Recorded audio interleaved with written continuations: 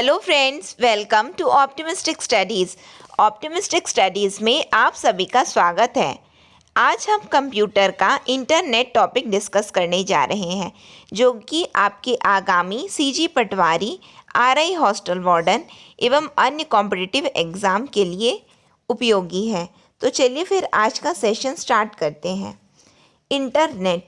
Internet में हमको सबसे पहले क्या जानना चाहिए?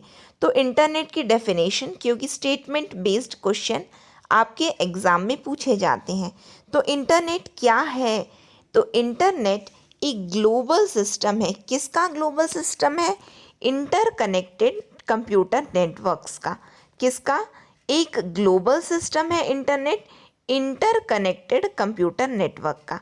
हालांकि आपने बहुत बार इसको पढ़ा होगा, लेकिन एक बार सुन लीजिए, हर्ज ही क्या है सुनने में।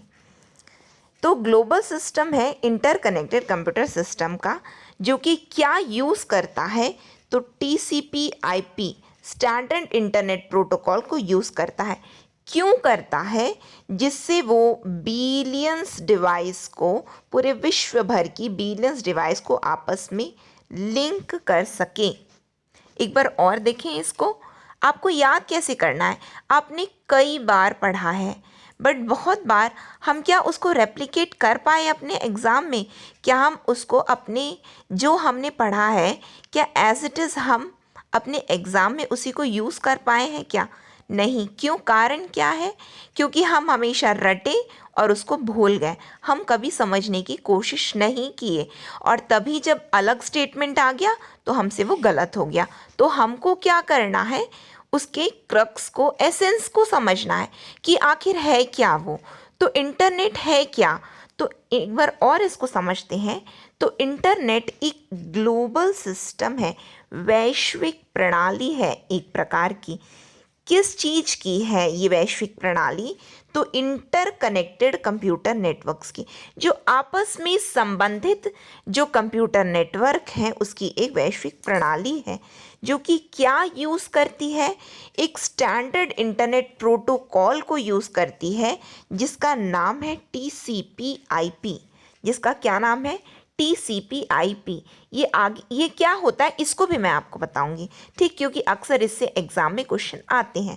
तो TCP/IP एक स्टैंडर्ड इंटरनेट प्रोटोकॉल है, जिसको ये यूज़ करती है। क्यों यूज़ करती है? जिससे वो बिलियंस, विश्व भर में बिलियंस डिवाइस को आपस में लिंक कर सके। क्यों? क्योंकि इंटरनेट एक प्रकार का क्या है? इंटरनेट मकड़ जाल जिसको हम बोलते हैं, और यहीं से निकल कर के क्या आता है? वर्ल्ड वाइड वेब का कॉन्सेप्ट आता है इंटरनेट से। मकड़ जाल, वेब जिसको बोलते हैं, तो यही है। ये कैसे आपस में एक दूसरे को कनेक्ट कर सकी, ये उसकी डेफिनेशन बन जाता है, ठीक? आगे देखते हैं। तो जैसा कि मैंने आपको बताया कि स्टैंडर्ड इंटरनेट प्रोटोकॉल को यूज़ करती है TCP/IP। यदि आप बैंक का एग्ज़ाम दे रहे हैं, तो ये आपको डेप्थ में पढ़ना पड़ता है, जिसमें आपको OSI मॉडल ये सबको पढ़ना पड़ता है। बट व्यापम में इतना ज़्यादा नहीं देखा गया है इससे क्वेश्चन। OSI मॉडल से जो क्वेश्चन देखे गए हैं वो TCP/IP से देखे गए हैं। तो हम इसी को अभी देख रहे हैं। तो सबसे पहले तो आपको TCP/IP का फुल फॉर्म पता होना चाहिए। तो फुल फॉर्म क्या है इसका? Transmission control protocol. TCP का ट्रांसमिशन कंट्रोल प्रोटोकॉल। फिर उसके बाद स्लैश है, और स्लैश के बाद क्या है? IP। तो IP का क्या है full form? Internet protocol. Transmission, transportation मत कर देना। ट्रांसमिशन कंट्रोल, कंट्रोल को कम्युनिकेशन मत कर देना।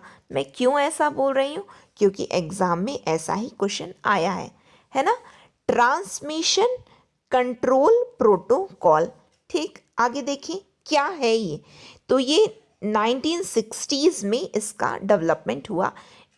इसका जन्म हुआ 1960 की दशक में, ठीक? फिर उसके बाद आते हैं, ये क्या है ये? तो इसमें 4 लेयर्स होते हैं। क्या होते हैं? 4 लेयर्स होते हैं इसमें। और वो कौन कौन से लेयर हैं? तो वो है application layer, transport layer, internet layer और नेटवर्क एक्सेस लेयर। ध्यान से पहले तो इसके लेयर को याद कर लेना आप लोग। कौन कौन सा layer? Application layer, transport layer, internet layer और नेटवर्क लेयर। ठीक, इसको ज़रूर याद करना। आ जाते हैं आगे। और क्या है इसमें बताया गया है कि टीसीपी एग्जैक्ट में है क्या? टीसीपी है क्या? तो it is known to provide reliable and error free communication between end systems. मैंने आपको क्या बताया कि इंटरनेट किसको यूज़ किया? टीसीपी को यूज़ किया। टीसीपी नाम के इंटरनेट प्रोटोकॉल को यूज़ किया। क्यों यूज़ किया? उसको क्यों ज़रूरत पड़ी? क्यों? क्योंकि वो क्या करना चाहता था कि वो दुनिया भर में बैठे, दुनिया भर में व्याप्त जितने भी कंप्यूटर सिस्टम है उनको कनेक्ट करना चाहता था। क्या करना चाहता था? कनेक्ट करना चाहता था, उनसे कम्युनिकेट करना चाहता था। तो हमको यदि रायपुर जाना है तो हम रायपुर जाने वाली ही गाड़ी में बैठेंगे कि हम और कहीं, हम बिलासपुर तो उसी लाइन में हो गया। मतलब कि हमको यदि लेट्स से हमको दिल्ली जाना है तो हम दिल्ली जो गाड़ी जा रही उसमें बैठेंगे, ना कि हम मुंबई जाने वाली गाड़ी में बैठ जाएंगे। समझ में आ रहा है? तो इंटरनेट कम्युनिकेट करना चाहता था तो वो किस इंटरनेट प्रोटोकॉल का यूज़ करेगा? जो कम्युनिकेट करवा सकता है। तो कम्युनिकेट कौन करवा सकता है? टीसीपी करवा सकता है। यहाँ से आपके एग्ज़ाम में बहुत बार क्वेश्चन बना है, न केवल व्यापम में, केवल एक एग्ज़ाम में नहीं, बहुत सारे एग्ज़ाम में जहाँ पे भी कंप्यूटर पूछा गया है कि टीसीपी क्या है, तो ये एक कम्युनिकेशन प्रोटोकॉल है। याद रखना है ना, क्या प्रोटोकॉल है ये एक कम्युनिकेशन प्रोटोकॉल है। कम्युनिकेट करवाने में ये मदद करती है। किसको कम्युनिकेट करवाती है? तो एंड सिस्टम्स में। एंड सिस्टम मतलब दुनिया भर में व्याप्त जो भी कंप्यूटर सिस्टम है उनके बीच में जो एक कम्युनिकेशन, एक लिंक की स्थापना कौन करता है? ये TCP, transmission control protocol. I hope आप लोगों को अब चाहे कोई भी क्वेश्चन आएगा टीसीपी, चाहे वो कितना भी क्यों घुमा के पूछते हैं? क्योंकि उनको पता है एग्जामिनर आपके दिमाग को पढ़ना जानते हैं, उनको पता है कि आप पढ़ के क्या आए हो, इसीलिए वो स्टेटमेंट बेस्ड क्वेश्चन देते हैं। और स्टेटमेंट बेस्ड के अलावा जानबूझ करके ऐसे ऑप्शन सेट करते हैं जहाँ पे हमसे गलतियाँ होती हैं।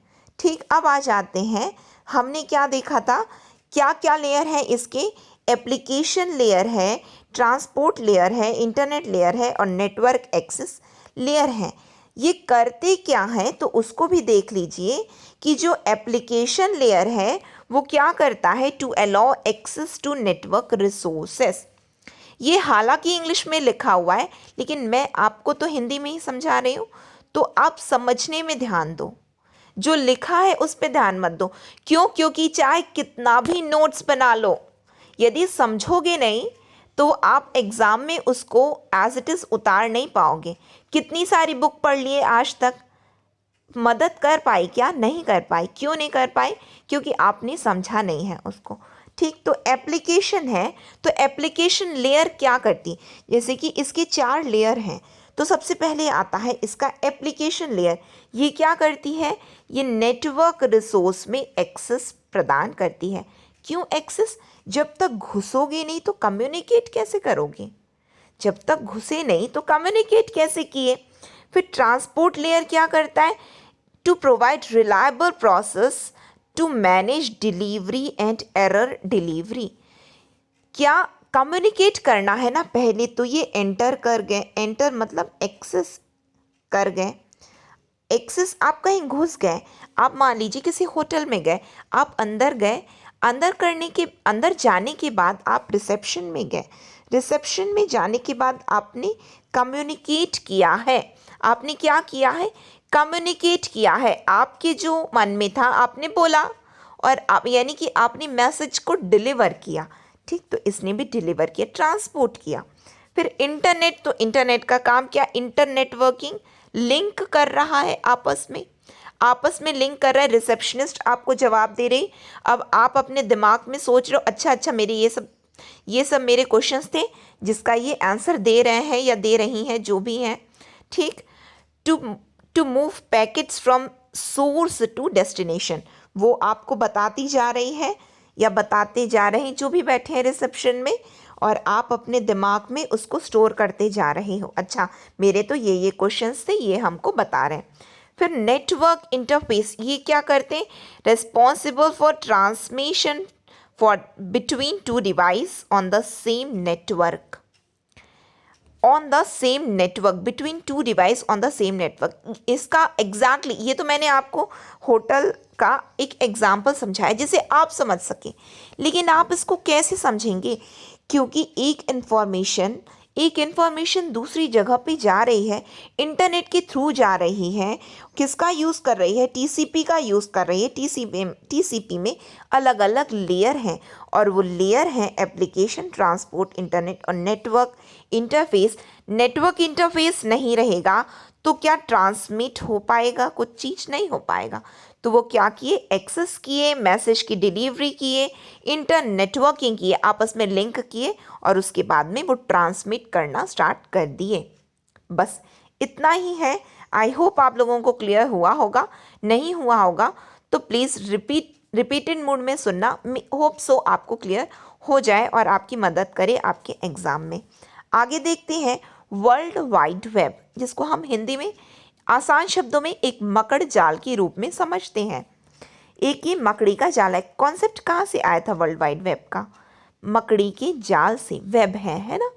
तो हम क्यों ना वर्ल्ड को इसी तरह की वेब से जकड़ दें, जिस तरह से मकड़ी का जाला होता है, उसी तरह से हम इसी तरह एक वर्ल्ड वाइड वेब का निर्माण करें। तो वहाँ से ये कॉन्सेप्ट आया है। तो W3 वर्ल्ड वाइड वेब, इसको ये भी बोलते हैं।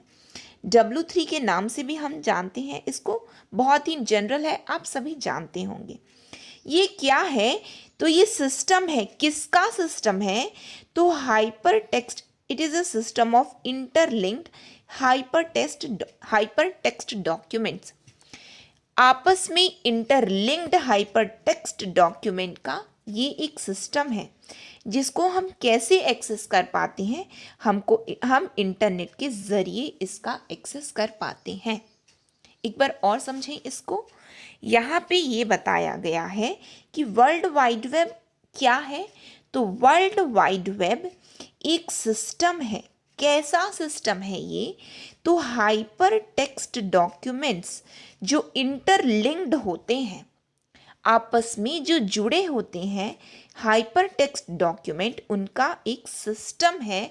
और इन पर हम एक्सेस तभी कर पाते हैं जब हमारे पास इंटरनेट अवेलेबल होता है। वाया इंटरनेट हम इसका एक्सेस कर पाते हैं। अब ये बताओ, क्या आप अपने मोबाइल में ये वीडियो देख पाओगे? यदि आपके मोबाइल में इंटरनेट नहीं होगा तो नहीं देख पाओगे। क्यों नहीं देख पाओगे?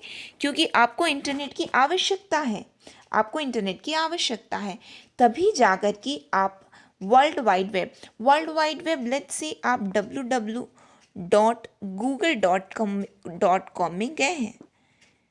अब आप गूगल को एक्सेस तो तभी कर पाए ना जब आपके मोबाइल में इंटरनेट अवेलेबिलिटी है, या फिर आपके सिस्टम में, चाहे वो पीसी हो, चाहे लैपटॉप हो, चाहे कुछ भी हो, तभी एक्सेस कर पाए जब आपके पास इंटरनेट अवेलेबिलिटी है। तो ये है क्या आखिर में? ये वर्ल्ड वाइड वेब है क्या? तो ये इंटरलिंक्ड हाइपरटेक्स्ट डॉक्यूमेंट का एक सिस्टम है। ठीक है, आगे देखें। इसको याद भी करना है, केवल आप ये, इसीलिए मैं इसको शॉर्ट फॉर्म में लाई हूँ, क्योंकि एग्ज़ाम में जो पूछे जाते हैं वही है ये आपके सामने। ठीक है, फिर आ जाते हैं और क्या आता है। एक तो ये इस फॉर्म में आता है। क्या, किस फॉर्म में आता है? वर्ल्ड वाइड वेब कि ये एक सिस्टम है इंटरलिंक्ड हाइपरटेक्स्ट डॉक्यूमेंट का। इसको याद कर लेना। फिर याद करना, ये एक नेटवर्क है। किसका? नेटवर्क का ही ये नेटवर्क है। It is a network of networks that consist of millions of private, public, academic, business and government networks of global to of local to global scope that are linked by a broad array of electronic wireless optical networking technologies। ये क्या है? ये एक network है। किसका network है? तो ये नेटवर्क है नेटवर्क का। ये नेटवर्क है नेटवर्क का। अब आपके मन में आना चाहिए नेटवर्क है नेटवर्क का, तो ये नेटवर्क क्या है? तो ये नेटवर्क क्या है? तो नेटवर्क में क्या होता है, चाहे वो प्राइवेट हो, पब्लिक हो, चाहे वो एकेडमिक हो, शैक्षणिक हो, चाहे वो व्यावसायिक हो, चाहे वो सरकारी, कोई सा भी नेटवर्क हो जो कि स्टार्ट कहाँ से हुआ? लोकल। आपके पास से सूचना, मैं पर्टिकुलरली एक जगह पे बैठी हूँ लेकिन आप छत्तीसगढ़ के अलग अलग जगह पे हो, लेकिन आप मुझे सुन पा रहे हो। आप मुझे सुन पा रहे हो। कैसे सुन पा रहे हो? इस नेटवर्क की वजह से ही सुन पा रहे हो। तो चाहे वो इलेक्ट्रॉनिक हो, वायरलेस हो, ऑप्टिकल नेटवर्किंग टेक्नोलॉजीज़ हो, चाहे आप कंप्यूटर में फंसा कर के आप यूट्यूब देखिए जहाँ पे आपको क्या बोलते हैं इलेक्ट्रिक की ज़रूरत है, पीसी में देख रहे हैं, चाहे मोबाइल में देखिए जहाँ पे आप वायरलेस देख रहे हैं, जहाँ पे आपको किसी भी वायर की ज़रूरत नहीं है। तो इसी तरह का एक नेटवर्क, जो कि नेटवर्क का ही नेटवर्क है, वो भी वर्ल्ड वाइड वेब कहलाता है। तो इसको आप लोग याद कर लीजिएगा। ठीक है, नेक्स्ट आ जाते हैं। यहाँ पे हम समझ सकते हैं, क्या समझ सकते हैं, ये पूरे विश्व में लैपटॉप हो गया, अलग अलग इंसानों तक पहुँचने की एक सुविधा कौन प्रदान किया? It is a network of network. ये सभी एक नेटवर्क से जुड़े हुए हैं और वर्ल्ड वाइड इनसे भी जुड़ा हुआ है। तो it is a network of network और it is a system of interlinked hypertext documents. देखिए, हाइपरटेक्स्ट डॉक्यूमेंट्स का एक क्या है? सिस्टम है ये। ठीक, आगे देखें, आगे क्या है? वेबसाइट क्या होती है? वेबसाइट क्या है? तो website is a set of related web page served from a single web domain. Website क्या है? It is a related set of related web page. Web page का, वेब पेजों का एक संबंधित एक सेट है, संबंधित वेब पेजों का एक सेट है जो एक ही वेब डोमेन से जुड़े हुए हैं।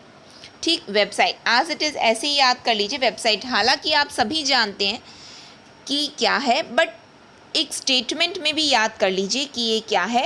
It is a set of related web page served from a single web domain. ठीक, आगे देखें हम, आगे क्या है?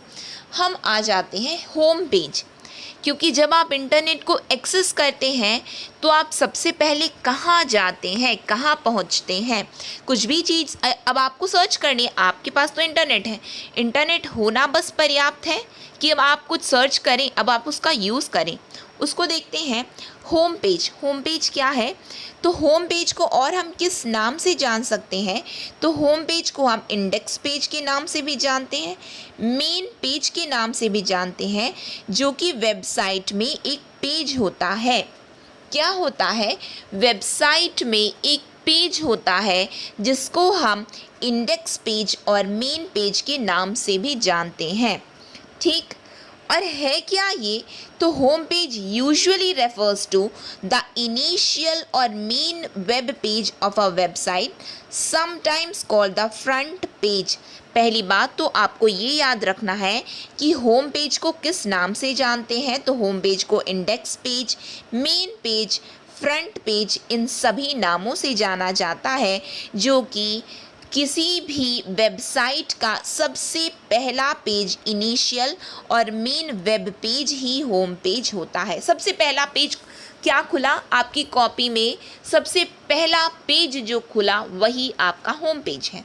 ठीक, आप अभी कॉपी के रूप में समझिए, फिर उसको आप किस रूप में समझ सकते हैं? अच्छा, मैं इंटरनेट को जब एक्सेस किया, जो सबसे पहले खुला वही क्या है?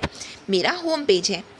फर्स्ट पेज, स्टार्ट पेज इस नाम से आया तो भी आपको याद रखना है ये होम पेज की बात कर रहा है।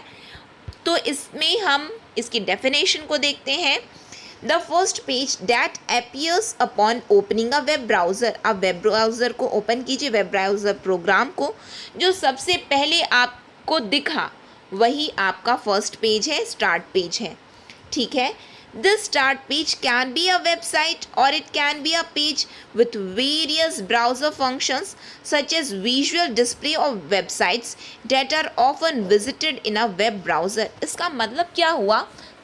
इसका मतलब ये हुआ कि हम इसको कैसे समझ सकते हैं, इस तरह से आप समझिए। आपके पास इंटरनेट है, आप अपने सिस्टम में मोज़िला फायरफॉक्स को आपने क्लिक किया, ठीक है, आपने अपने सिस्टम में मोज़िला फायरफॉक्स को क्लिक किया।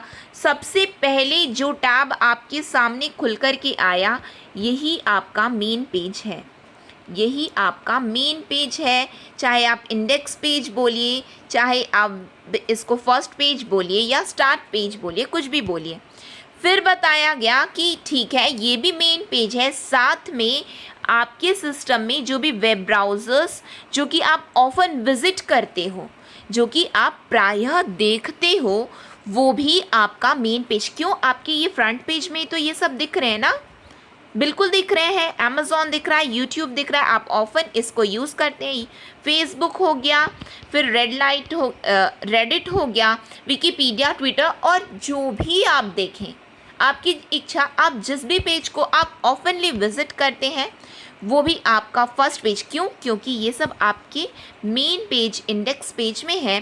तो जो पेज सबसे पहले खुला, या फिर जो भी ब्राउज़र्स जिसको आप ऑफन यूज़ करते हो, वो भी आपको सबसे पहले दिखाई देता है। जो आपके सामने सबसे पहले आया, वही आपका front page, main page, index page कहलाता है, ठीक है।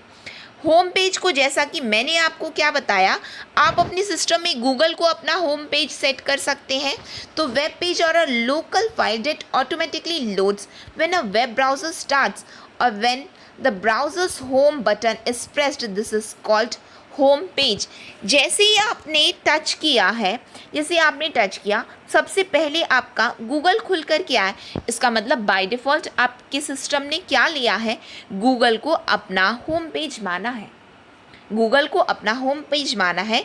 तो सबसे पहले क्लिक से जो पेज खुल कर के आता है, वही आपका होम पेज कहलाता है।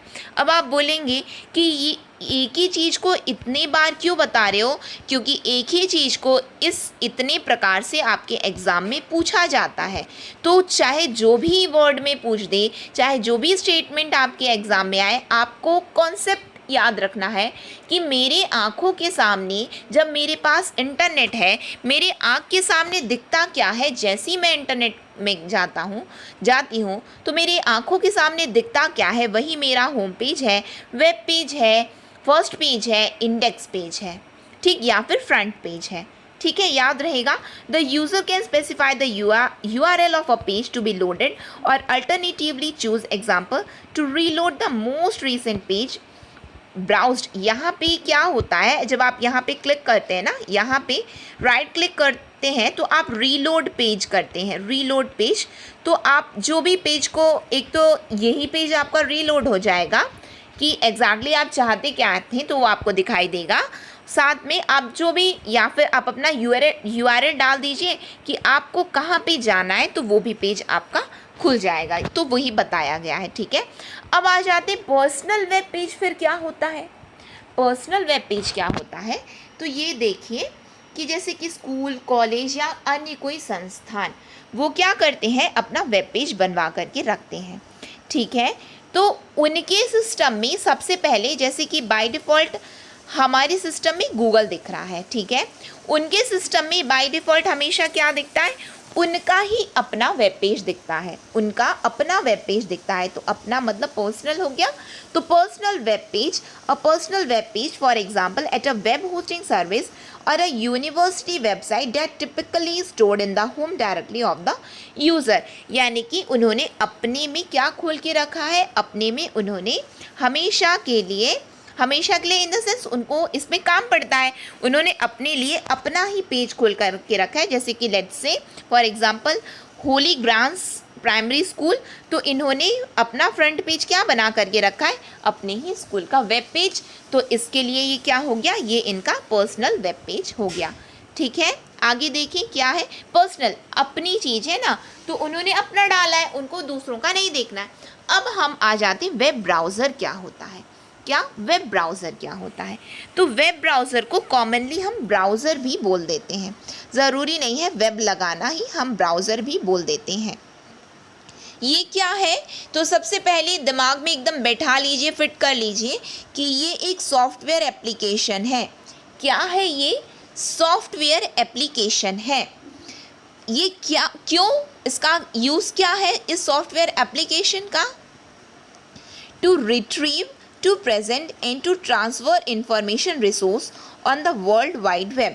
Some of the famous browsers are Safari, Chrome, Firefox, Bolt, UC Browser, Internet Explorer. ये सब आपको दिख रहा है। आप यदि स्टेटमेंट में न भी जाएं, क्योंकि मैं आपको यहाँ पे ये नहीं चाहती कि आप अपने एकदम बर्डन लेकर के पढ़ें, अरे यार याद ही नहीं हुआ, हमने सेशन भी देख लिया, याद ही नहीं हुआ, किसी काम का नहीं हो। नहीं, आप केवल पिक्टोरियल माइंडसेट से बैठिए कि मुझे समझना है। और क्या समझना है, आप ये पिक्चर को देखिए। अब आप देखिए, क्या आप इसको समझ सक रहे हैं कि ये सफारी है, फायरफॉक्स है, क्रोम है, ये एज है और ये ओपेरा है। ये क्या है, ये वेब ब्राउज़र्स हैं। ये क्या है, वेब ब्राउज़र्स हैं। और वेब ब्राउज़र्स क्या होते हैं, तो वेब ब्राउज़र एक सॉफ्टवेयर एप्लीकेशन होते हैं। क्या आप इतना समझ सकते हैं, तो इतना ही आपके लिए एग्ज़ाम के लिए इम्पॉर्टेंट है। ठीक है, आपने इसको देखा, आपने क्या समझा, अच्छा मुझे तो दिख रहा है कि मैं तो हमेशा क्रोम यूज़ करता हूँ, मैं तो ओपेरा यूज़ करता हूँ, मैं तो फायरफॉक्स यूज़ करता हूँ। है क्या ये, तो ये एक सॉफ्टवेयर एप्लीकेशन है। ठीक, इतना आप लोग याद रखना कि एक सॉफ्टवेयर एप्लीकेशन है। आगे देखें हम लोग, आगे हम आ जाते हैं हाइपर लिंक। तो what is this hyper link, hyper link क्या है, तो हाइपर लिंक जो है is a reference to data that the reader can directly follow either by clicking or by hovering or that is followed automatically. यानी कि आप hyperlink को कैसे समझ सकते हो, it is a short form of hyperlink. So simply when you click or tap it, they allow you to move to a new location and that location is called a URL. इसका मतलब आप समझ रहे हैं, hyperlink आपने अक्सर आप use करते हैं। ठीक है, www. ये जो दिख रहा है आपके सामने, ये पूरा ये क्या है, ये एक हाइपर लिंक है। आप इसको जैसे ही आप इसको क्लिक करोगे तो ये आपको दूसरे पेज में ले जाएगा, बिल्कुल ले जाएगा। तो जो दूसरे पेज में ले गया वो कहाँ पे ले गया, वो आपको URL में ले गया।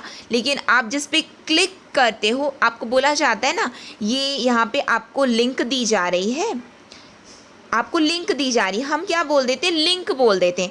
एग्जैक्टली में वो पूरा क्या है, वो हाइपर लिंक है। हम बोलते हैं ना कि लिंक डिस्क्रिप्शन में है, लिंक कमेंट सेक्शन में है, आप यदि उस पर क्लिक करोगे तो आप इस पेज में आ जाओगे। तो वो क्या है, आपको क्या प्रोवाइड करवाया जाता है, तो आपको हाइपर लिंक प्रोवाइड करवाया जाता है। यानी कि आपको इतना लंबा चौड़ा वो क्या है जो ब्लू कलर से दिखाई देता है आपको, वो हाइपर लिंक होता है। और जैसे ही आप उस पर क्लिक करते हो तो जब आप दूसरे पेज में जैसे ही पहुँचते हो तो वो कहाँ पहुँच जाते हो, आप URL में पहुँच जाते हो। ठीक है, आप क्या इससे समझ सकते हैं। आपको यदि आप इसको याद नहीं भी कर रहे ना, तो आप ना समझ इतना जाओगे, यदि आप सेशन को बहुत ध्यान से सुनोगे तो आप में इतनी समझ ज़रूर विकसित हो जाएगी कि आप ऑटोमेटिकली अपने आंसर्स को बाय एलिमिनेशन और बाय सिंपल रीडिंग आप अपने एग्ज़ाम में अपने क्वेश्चंस को करेक्ट कर सकते हो। ठीक है, तो हाइपरलिंक आई होप आप लोगों को क्लियर हुआ होगा। अब हम आ जाते हैं URL। तो URL को जानने से पहले तो आप पहले इसका फुल फॉर्म जान लीजिए कि URL का फुल फॉर्म होता है यूनिफॉर्म रिसोर्स लोकेटर। क्या होता है URL का फुल फॉर्म, तो इसका फुल फॉर्म होता है यूनिफॉर्म रिसोर्स लोकेटर। और ये क्या होता है, तो ये होता है it is a specific character string that constitute a reference to a resource. ठीक, in most web browsers, URL of a web page is displayed on the top inside an address bar. इसका मतलब क्या होता है कि यहाँ पे क्या बताया गया, इन मोस्ट वेब ब्राउज़र ये URL कहाँ पे होता है, टॉप मोस्ट। यहाँ पे देख रहे हैं आप लोग, ये जो गोला बनाया गया है, क्यों बनाया गया, ये किसके लिए है, तो ये URL है। क्या है, ये URL है। और URL में अब आप लोग को याद रखना है कि HTTP क्या होती है, ये प्रोटोकॉल है वो किस तरह का प्रोटोकॉल है, हाइपर टेक्स्ट ट्रांसफ़र प्रोटोकॉल है। याद रखना आप लोग, क्योंकि इस तरह से क्वेश्चन आते हैं, ठीक है। WW क्या है, तो ये एक सब डोमेन है। गूगल क्या है यहाँ पे, तो डोमेन नेम है। कॉम क्या है, तो टॉप लेवल डोमेन है, जिसको हम TLD भी जानते हैं, टॉप लेवल डोमेन। आपको ये चीज़ को याद रखना है, ठीक है, कि URL में ये तो इतना बड़ा लंबा चौड़ा ये URL तो है, लेकिन इनमें अब क्या क्या है, तो HTTP hyper text transfer protocol है, WW सब डोमेन है, गूगल डोमेन नेम है और कॉम टॉप लेवल डोमेन है। याद रखना आप सभी लोग, और बताया गया है कि बहुत सारे वेब ब्राउज़र्स में ये जो होता है वेब पेज में ही डिस्प्ले होता है, बिल्कुल होता है, आपने देखा ही होगा, ठीक। अब हम आ जाते हैं डाउनलोडिंग। तो डाउनलोडिंग क्या होती है, आप ना पिक्चर के थ्रू समझिए, ठीक। एक ये डाउनलोडिंग है और उसके बाद है अपलोडिंग, ठीक। तो पहले हम अपलोडिंग एक बार समझ लें, फिर हम डाउनलोडिंग को समझेंगे। अपलोडिंग, मैं आपको बहुत बार बोलती हूँ, आप बोले कि मैम ये वाला वीडियो आप प्रोवाइड कीजिए। यहाँ पे मैं केवल अपने आप को नहीं बोल रही हूँ, किसी की भी आप यहाँ पे बात कर सकते हैं, पर्टिकुलरली केवल यहाँ पे हम एक जन की बात नहीं कर रहे हैं।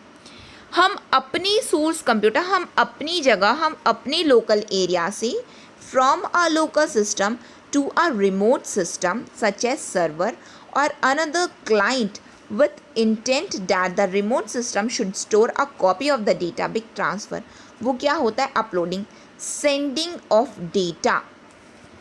अपलोडिंग क्या होता है, एक शब्द में क्या समझोगे आप, अपलोडिंग का मतलब होता है सेंडिंग ऑफ डेटा। डेटा तो भेजें, लेकिन कहाँ से भेजें, तो कहाँ से भेजें, लोकल सिस्टम।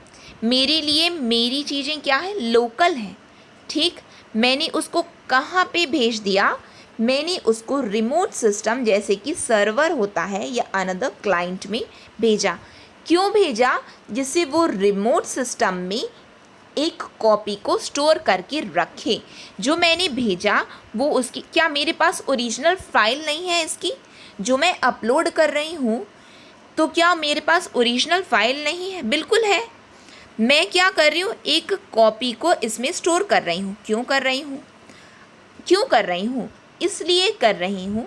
आ जाते हैं डाउनलोडिंग में, क्यों कर रही हूँ, डाउनलोडिंग क्या है, रिसीव करना डेटा को। कहाँ रिसीव करना, आप अपने लोकल सिस्टम में रिसीव करें। कहाँ से कर रहे हैं, रिमोट सिस्टम में कर रहे हैं।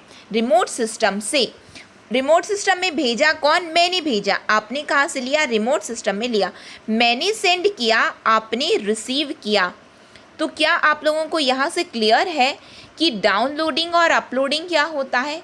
सिंपली आपने कई बार सुना है, पढ़ा है, लेकिन एक बार आप क्या करें, आप मान के चलिए आप रिवाइज़ कर रहे हैं, तो बस एक बार रिवाइज़ ही कर लीजिए, जिससे आप भूलें ना, ठीक। आगे देखिए हम, आगे क्या है, तो आगे हम आ जाते हैं IP एड्रेस में।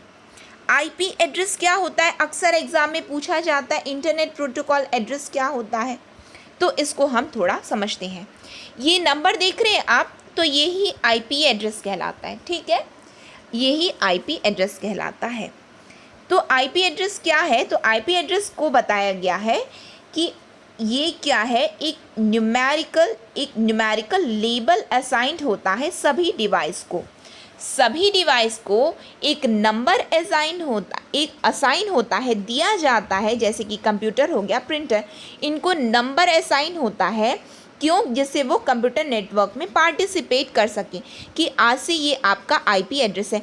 ये बताइए, आप जहाँ रह रहे हैं, आपके घरों में आपको होम नंबर अलॉट हुआ है, बिल्कुल हुआ है। ये कोई नई बात है क्या, बिल्कुल नहीं है। आप सभी का होम नंबर है। उसी तरह हम जो कंप्यूटर, प्रिंटर ये सब परचेज़ करते हैं, उनमें एक IP एड्रेस होता है।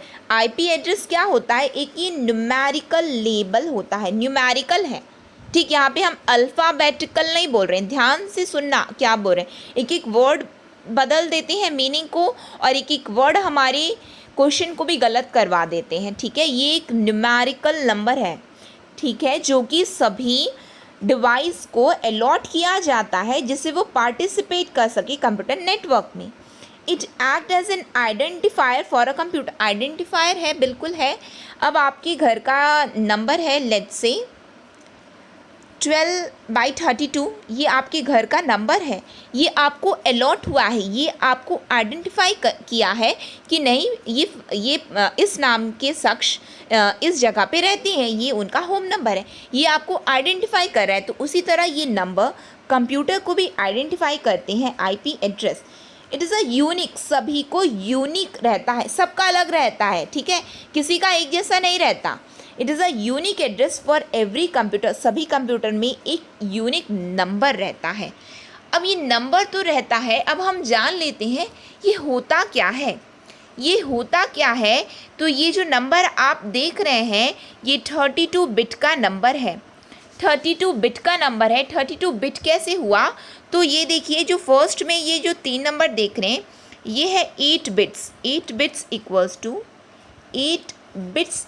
टू 1 बाइट होता है, 1 बाइट होता है ना, बिल्कुल होता है, आपने पढ़ा है ये चीज़। 8 बिट्स इक्वल्स टू 1 बाइट, तो ये 8 बिट्स का नंबर है। पहले वाला ये भी 8 बिट्स है, ये भी 8 बिट्स है, ये भी 8 बिट्स है। और ये बताइए कितने टोटल नंबर है, 4 नंबर्स है, 4 है ना, डॉट डॉट डॉट कितना है 4, 4 8 32 होता है, तो ये 32 बिट्स का आईपी एड्रेस हुआ।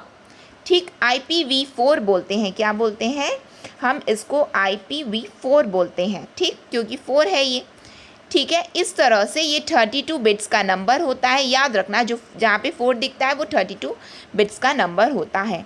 फिर उसके बाद ये देख लीजिए आप, इसको भी एग्ज़ाम में पूछा जाता है, ये जो 3 नंबर पहले के होते हैं तो उनको बोलते हैं नेटवर्क एड्रेस, क्या बोलते हैं हम, नेटवर्क एड्रेस बोलते हैं।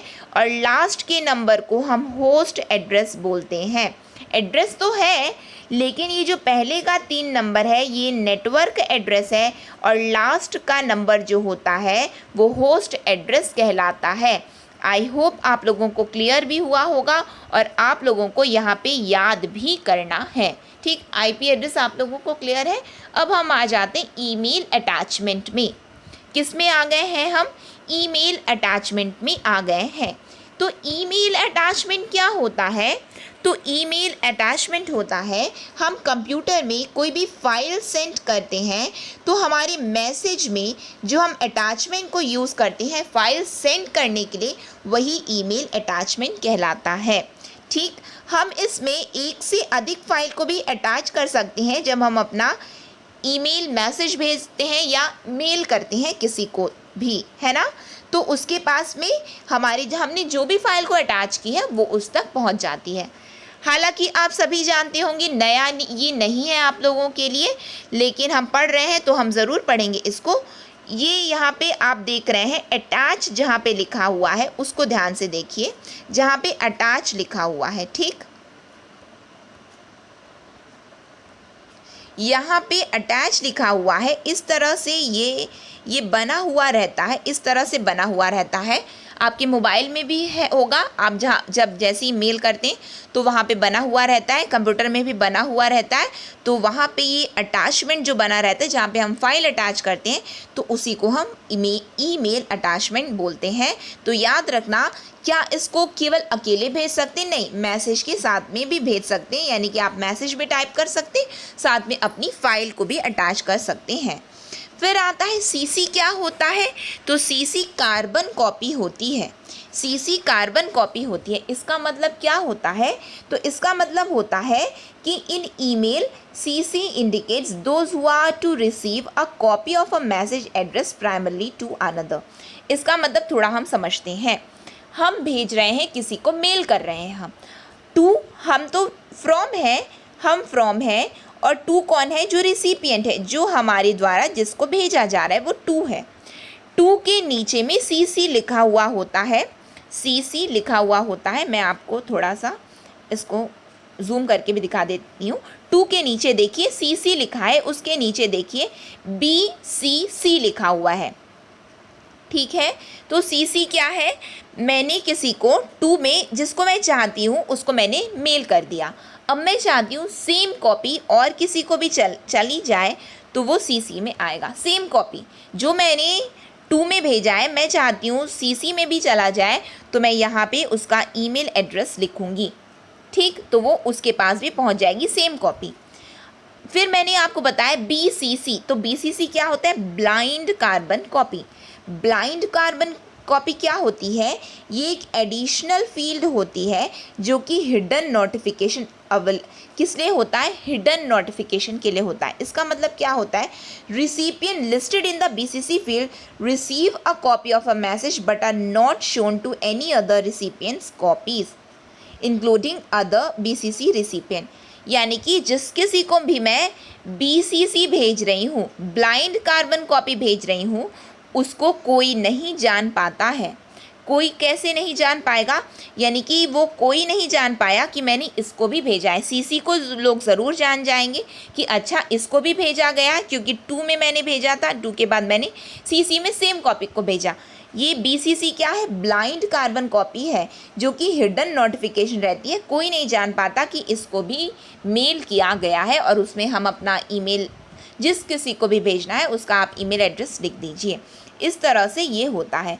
फिर आ जाते हैं ड्राफ्ट फोल्डर। तो ड्राफ्ट फोल्डर वो होता है, आप मान लीजिए आप किसी को मेल कर रहे हैं, आप मेल करते करते आप सोचे कि नहीं, एक बार मैं ना सोच लेता हूँ, अच्छा मैं ना इंग्लिश में ना टाइप तो कर रहा हूँ, बट एक बार चेक कर लेता हूँ कि जो मैं बोल रहा हूँ क्या ये सही है। एक काम करता हूँ, मैं गूगल ट्रांसलेट की मदद ले लेता हूँ।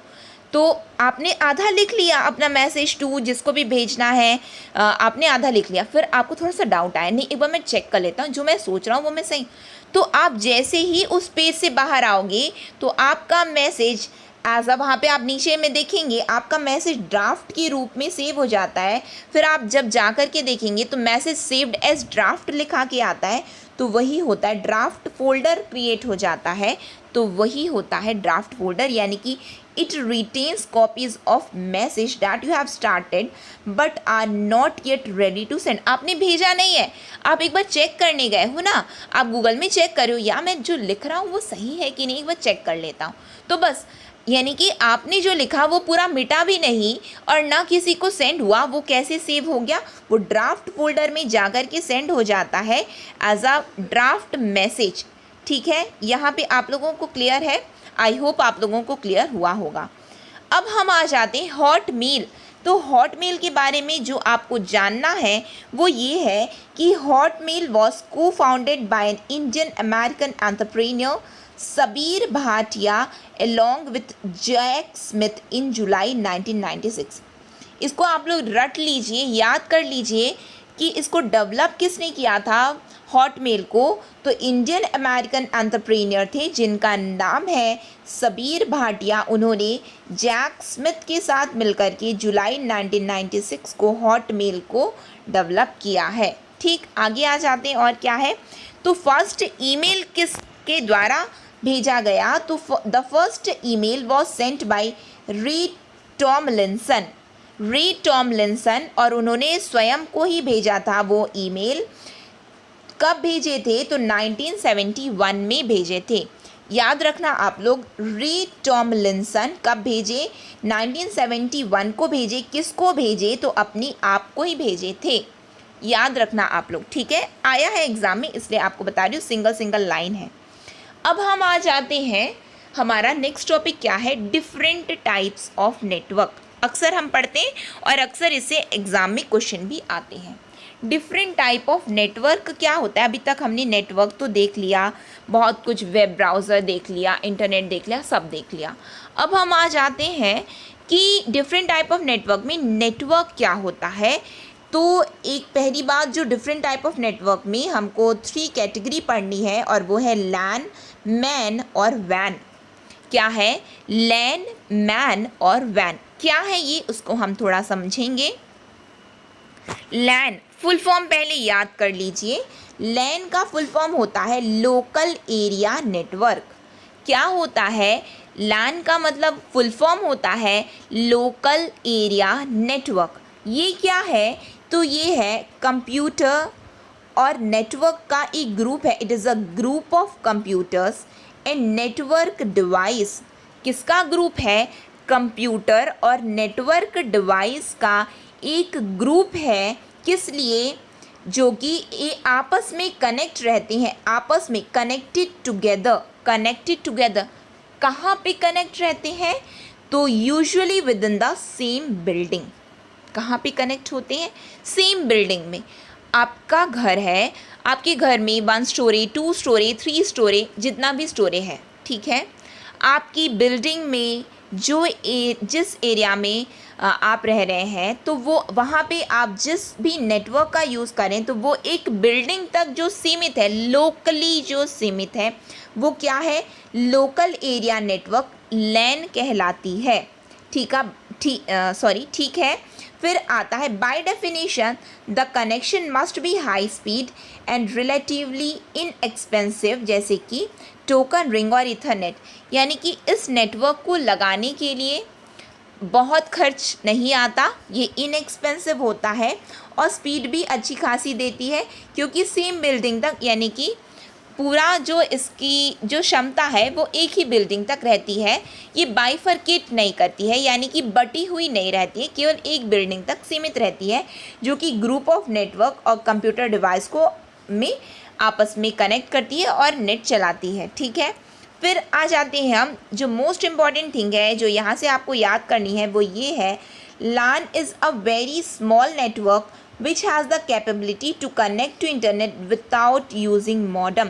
अक्सर एग्ज़ाम में आया है कि ऐसा कौन सा नेटवर्क है जो कि मॉडम के बिना चल सकता है, या फिर ऐसा कौन सा नेटवर्क है जो मॉडम को यूज़ नहीं करता, या फिर लैन जो है, जैसे कि आपको दे दिया लैन क्या चीज़ को यूज़ नहीं करता। आपके ऑप्शंस हैं मॉडम प्रिंटर,